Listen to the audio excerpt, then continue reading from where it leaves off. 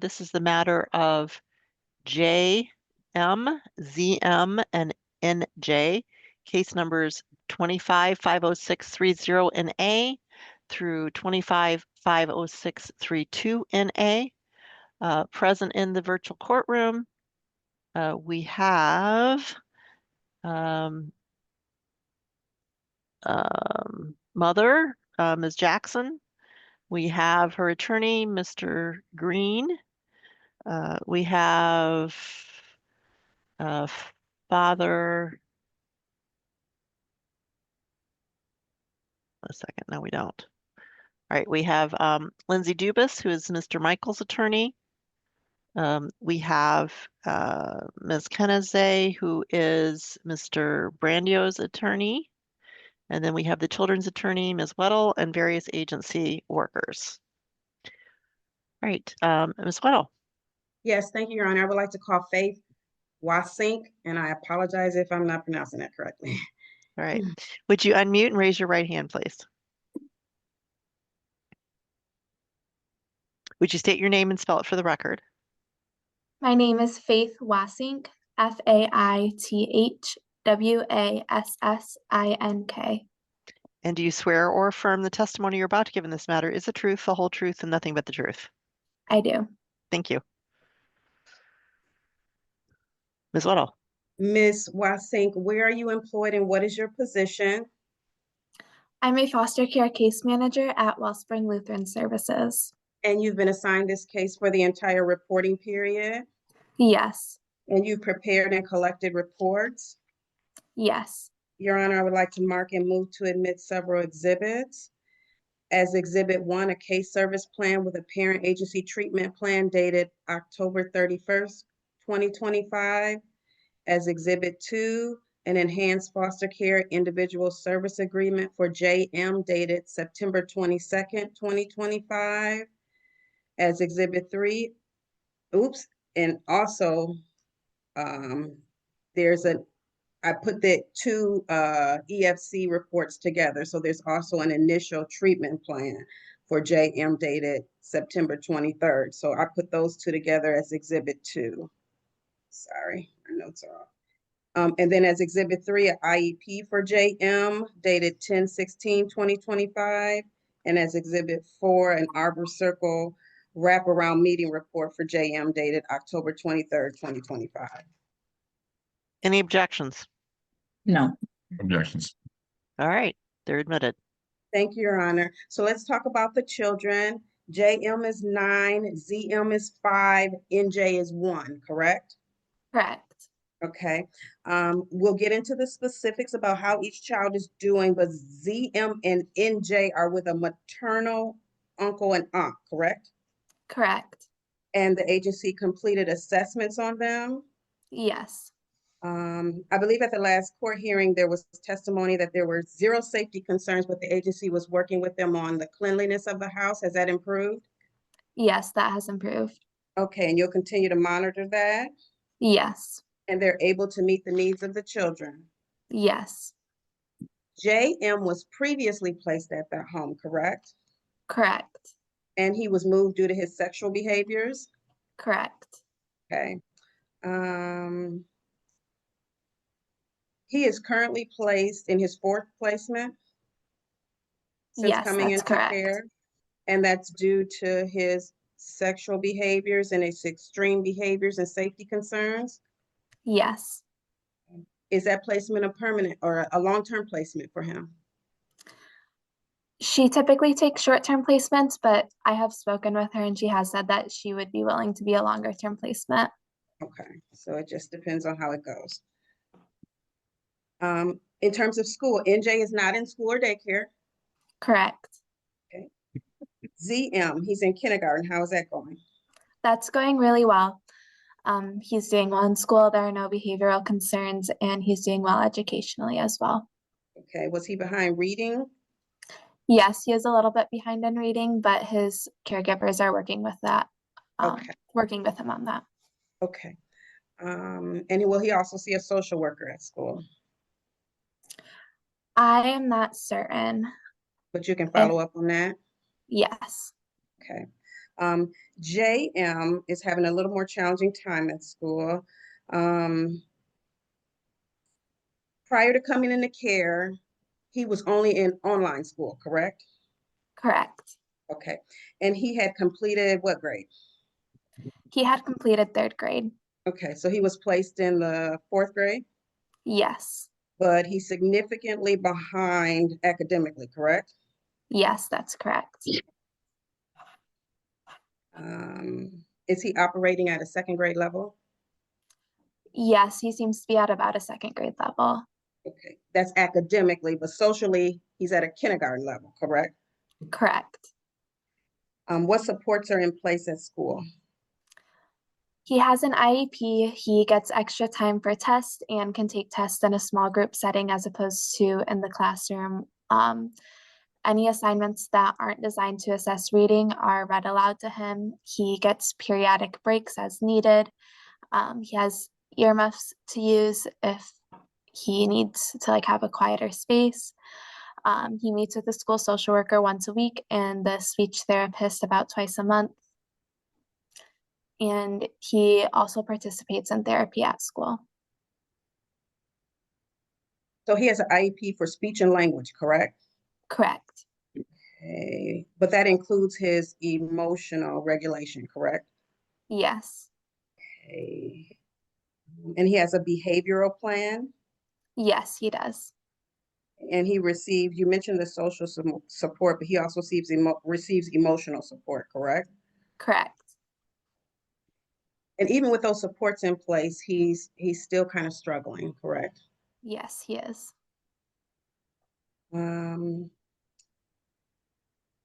He has had numerous behavioral referrals. I believe it said 25 plus in the report. Yes. And he's been suspended multiple times from school, and he's permanently suspended from after school care, correct? Correct. In terms of medical dental immunizations, are the children up to date? Yes. There's been minor concerns, but they've been addressed, correct? Correct. Now, NJ, in terms of her mental and emotional state, are there any concerns? No, there are no concerns. Did she have an assessment from early on? Yes, she did have an assessment. And were supports needed? No, they determined that supports weren't needed. Okay, let's talk about ZM. Previously, there were testimony that he had some behaviors. How is he doing with his mental and emotional support? He's doing really well. He's participating in therapy, and that's going well. He was also receiving respite care through his local CMH, but those services ended just because the referral ran out about a month ago. Okay, and so in counseling, he's addressing physical and sexual abuse, correct? Correct. Okay, because his brother touched him inappropriately, correct? Yes. Okay, and so the court ordered a trauma assessment. What is the status of that? We have turned everything in for the trauma assessments. DHHS does have a little bit of a wait list, but we're waiting to get that back from them. Let's talk about JM. What are his diagnoses? He is diagnosed with ADHD, ODD, and PTSD. He's currently on medication, correct? Correct. Okay, and do you know what those medications are? Yes, he's currently prescribed 40 milligrams of Colavant and 9.5 milligrams of guanfacine. Okay, and he has been approved for psychiatric services, correct? Yes, he has. And there's an appointment next week for that? Yes, there is. Okay. Now we mentioned his sexual behaviors. Is there a current investigation regarding that? I believe the investigation was recently completed. Okay, and who are the allegations against? Against NJ's father. Okay.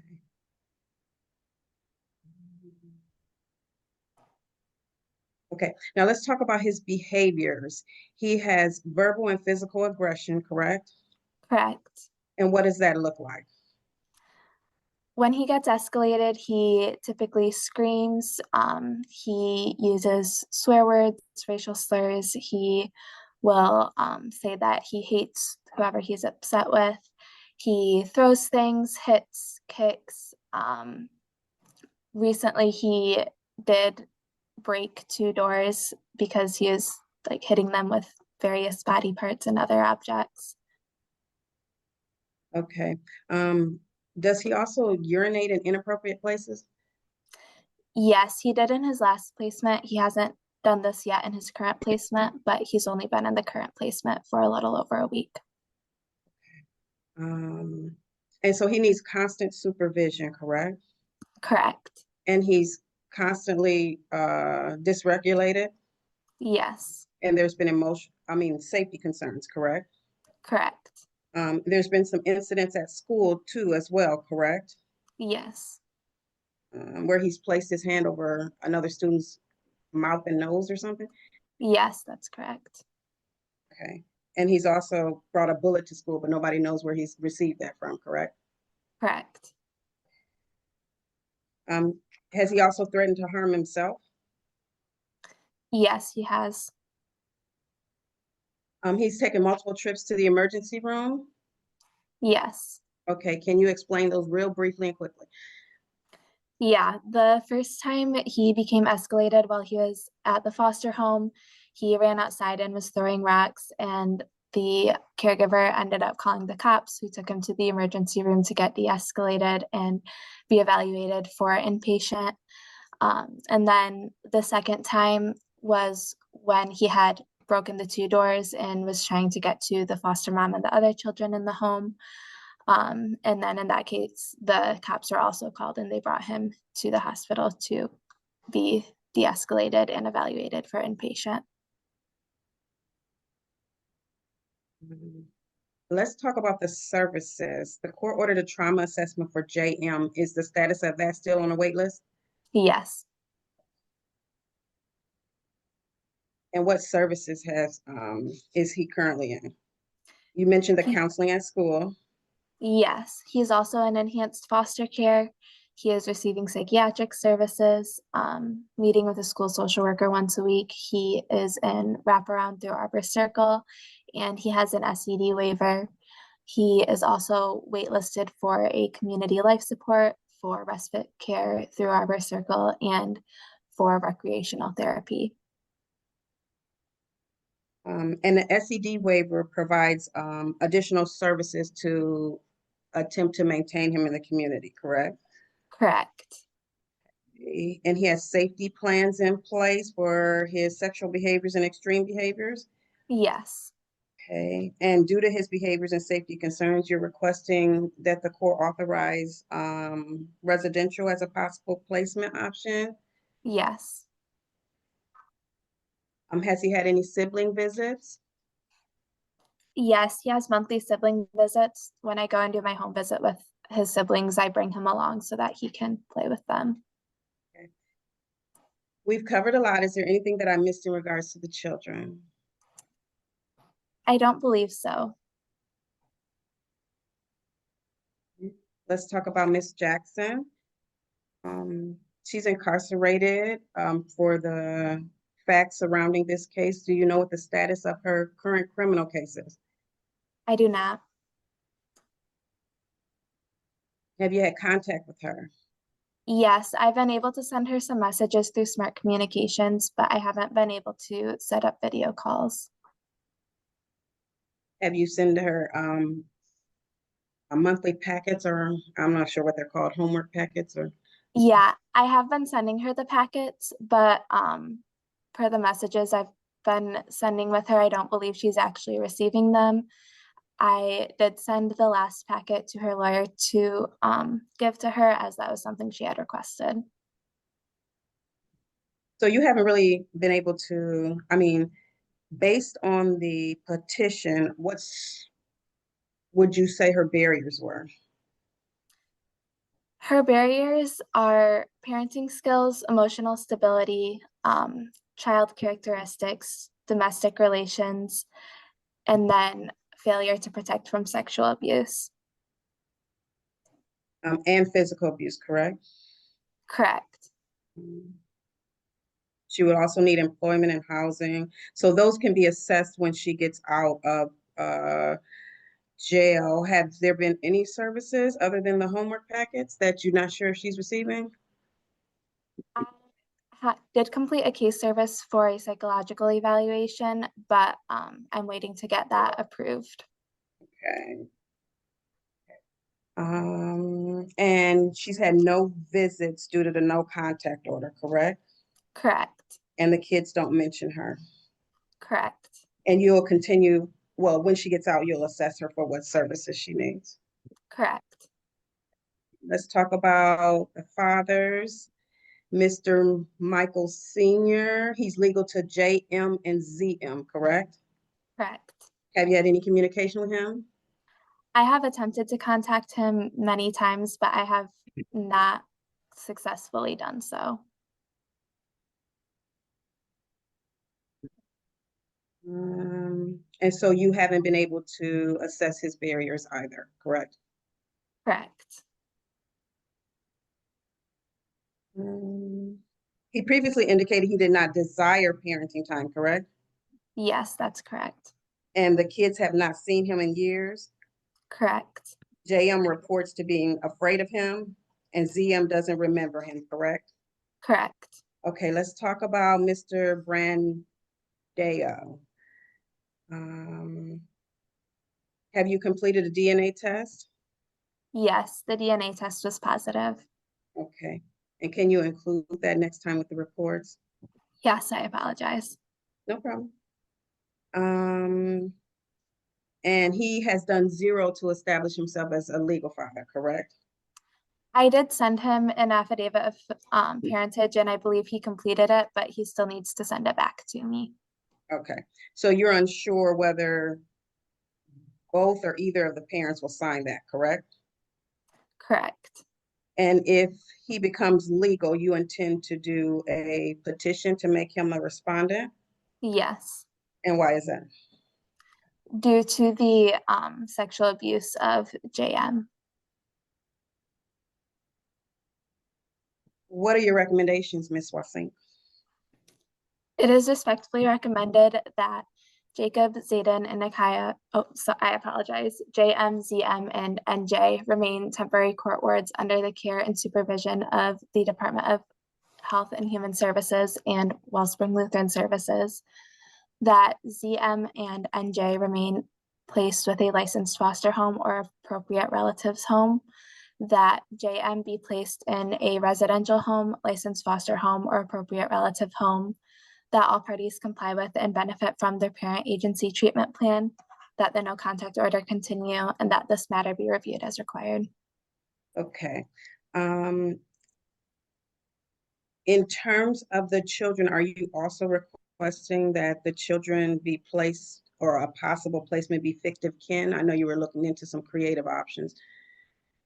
Yes, that would also be appropriate. Okay. And then Mr. Michael, his parenting time. What are you requesting in terms of parenting time for him? In terms of parenting time for him, that it be supervised by the agency if he wished to participate in it. Okay. And then you previously requested that I am able to sign documents and make decisions. Are you requesting that that continue? Yes.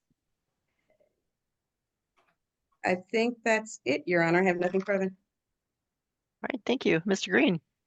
Thank you, Your Honor. Ms. Wasink, is it fair to say there are some hurdles due to protocol that make the exchange of materials difficult, if not impossible, with Ms. Jackson in the Kent County Correctional Facility?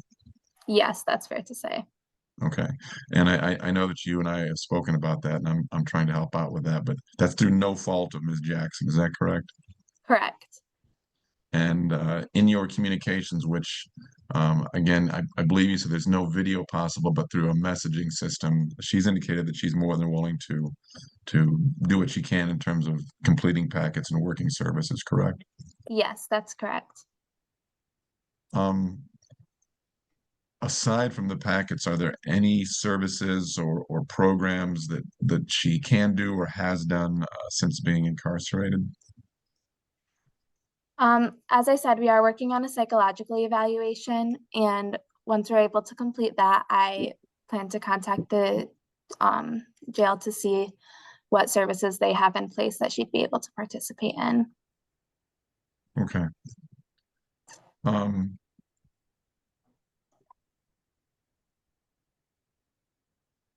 have no further questions this time. Thank you, Ms. Wasink. Thank you. Ms. Dubus. Yes. What means have you used to try to contact Mr. Michael?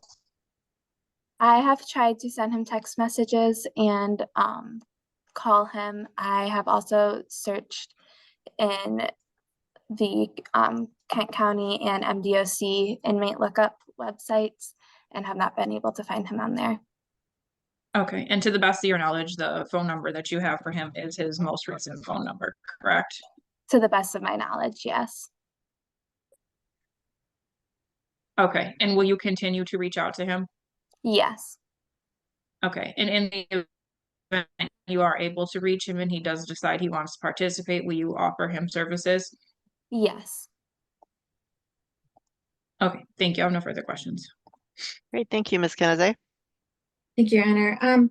In regards to Mr. Brandio, have you been able to have regular communication with him? I have been able to have communication with him, yes. Okay, and he lives out of state, correct? Correct. Okay, and you sent him the AOP because he wants to establish himself as legal father, correct? Yes, that's correct. Okay, and you believe it may be being sent back to you currently? Yes. Okay, what would be the next steps after that? After that, I would seek some guidance, but I believe we would need to file a Sanders petition in order to make him a respondent. Have you secured the mother's signature on that AOP yet? No, I would need to do that first. Okay, all right. And I I'm believe, sorry to interrupt, but Mr. Brandio has just joined us in the waiting room, so we're going to bring him in. oh, thank you, Your Honor. Go ahead, Ms. Kennedy. Oh, thank you, Your Honor. So just to reiterate, when you receive it back from Mr. Brandio, you would present it to the mother.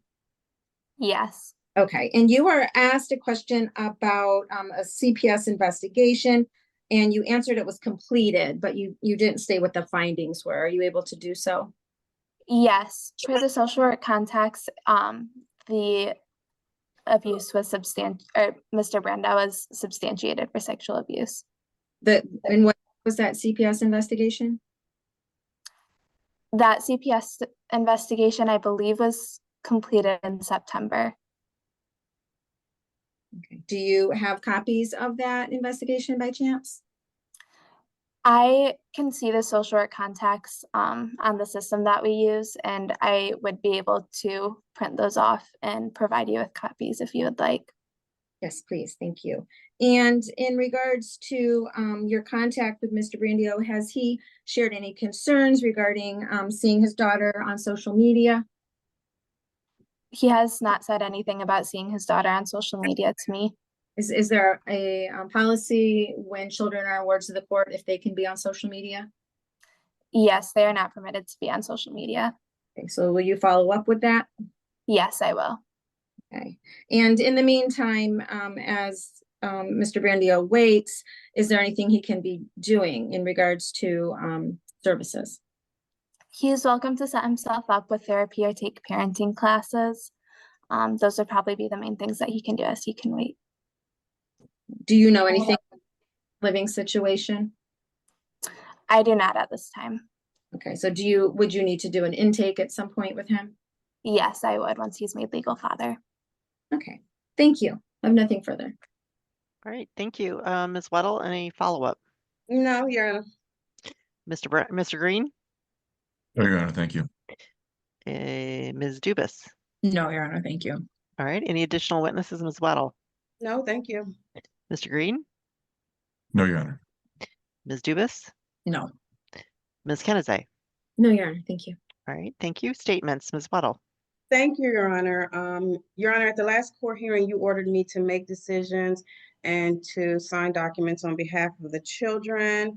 I request that that continue. It's been a tall task, but and I have spent an excessive amount of time doing so. I mean, from reviewing program materials to drafting and submitting orders, to attending meetings, to responding to calls and emails, to reviewing and signing consent forms. I get requests like numerous times per week.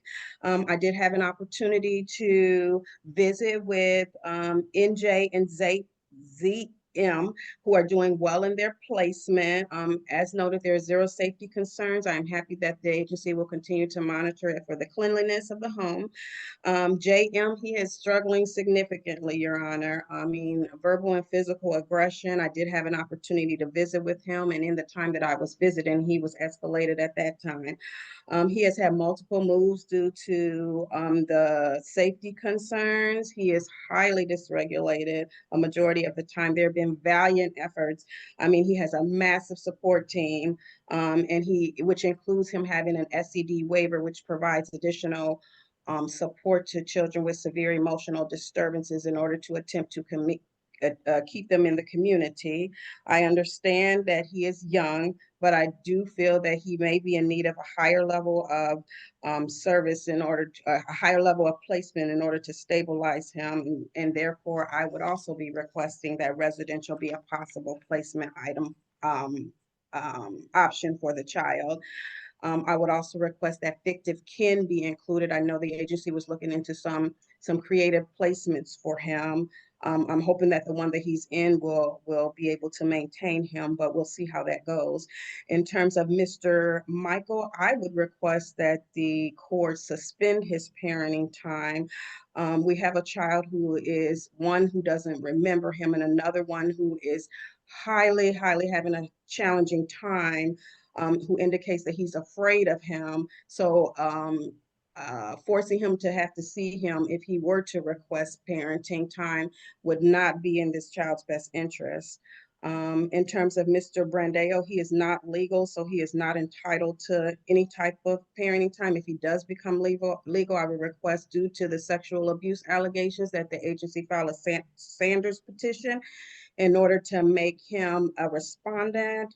And then since the criminal case has a zero contact, I would also request that a zero contact be in this case for Ms. Jackson. Thank you, Your Honor. All right, thank you. Mr. Green. Yes, Your Honor. First, I agree with the recommendations. Second of all, like no other case, I feel a bit frustrated, as I'm sure Ms. Wasink is, in terms of the exchange of packets through no fault of my client. I know that the jail has to have certain protocol in terms of the exchange of information, but we're not trying to pass anything insidious here, and they can certainly check the packets for some kind of contraband or something. So I mean, I'm trying to assist with that. Obviously it makes it more challenging for everybody, and when I've communicated with my client and indirectly with my client through her mother, she is more than willing to work on these materials. I just, at a policy level, I would hope the court, when it has the opportunity, would address this, as I'm sure there might be other cases currently or in the future that have to deal with this challenge. But I'm Ms. Michael is more than willing to do what she needs to do, and I certainly support her for that. Thank you, Your Honor. Thank you. Ms. Dubus. Yes, Your Honor, I would just ask that the agency continue to reach out to Mr. Michael in attempts to make contact with him. Other than that, I don't have any objection to the recommendation. Thank you. Ms. Kennedy. Oh, you're muted. Thank you, Your Honor. The only thing I wanted to add is I think a biological father would be entitled to supervised parenting time, and he has been determined to be that as a process of becoming legal. Thank you. All right, thank you. The court finds that the lawyer guardian ad litem has complied with the requirements of the statute.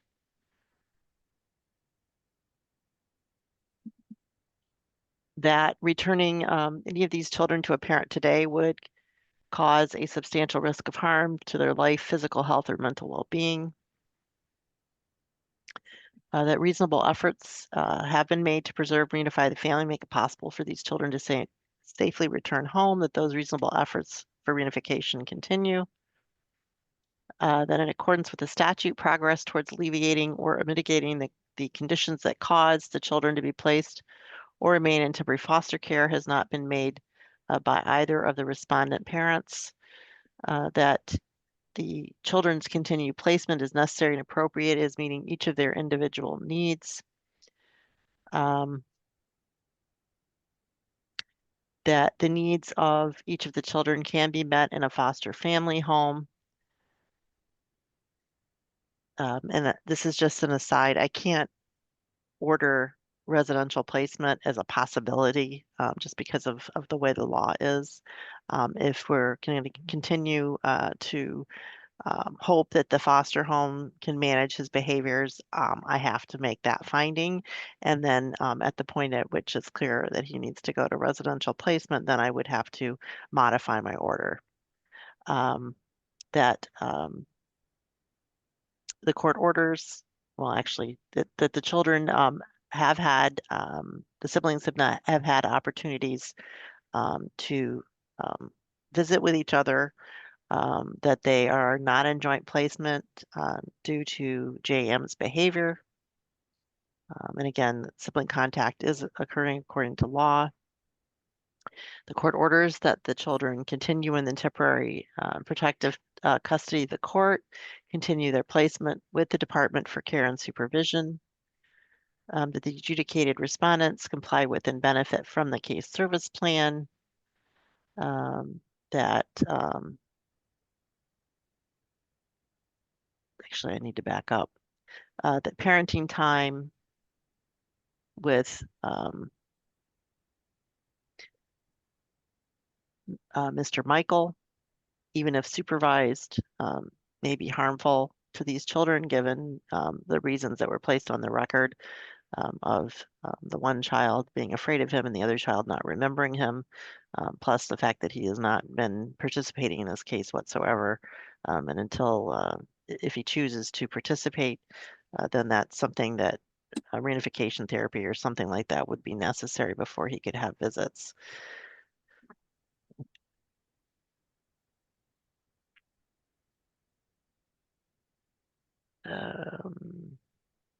That parenting time of Ms. Jackson be supervised if the no contact order is lifted. Continue the attorneys in this matter and continue the order for Ms. Waddle to be able to sign any necessary medical releases or other releases due to the mother's current incarceration and the difficulties with communicating with her. And Ms. Gibson, do we have a date for our next review hearing? Yes, Your Honor, February 3 at 9:30.